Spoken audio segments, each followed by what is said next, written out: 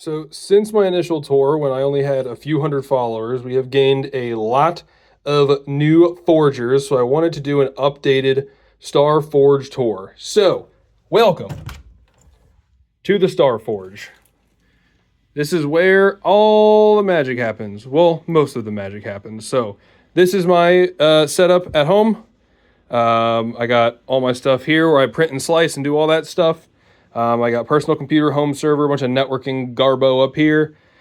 And then over here is my workbench, currently being taken up by a friend's Ender 3, which I am fixing up and tuning for him. I actually just made a video on how to clear Bowden tube issues, so that'll be coming out soon.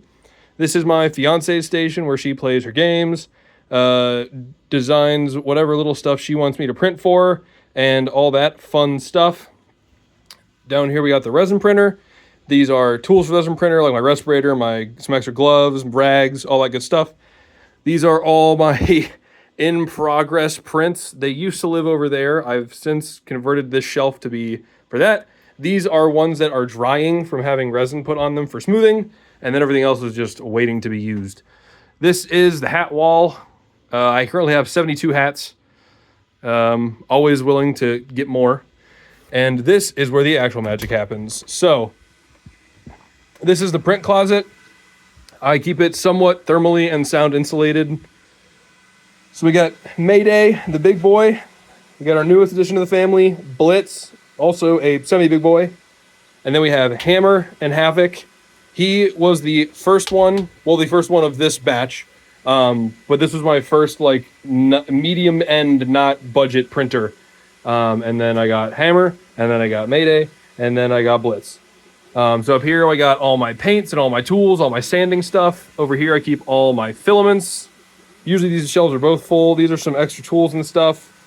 And yeah, one thing I want to highlight that I think everybody should have is a smoke detector. Wherever your 3D printer is, this was like $30 with a $2 a month subscription.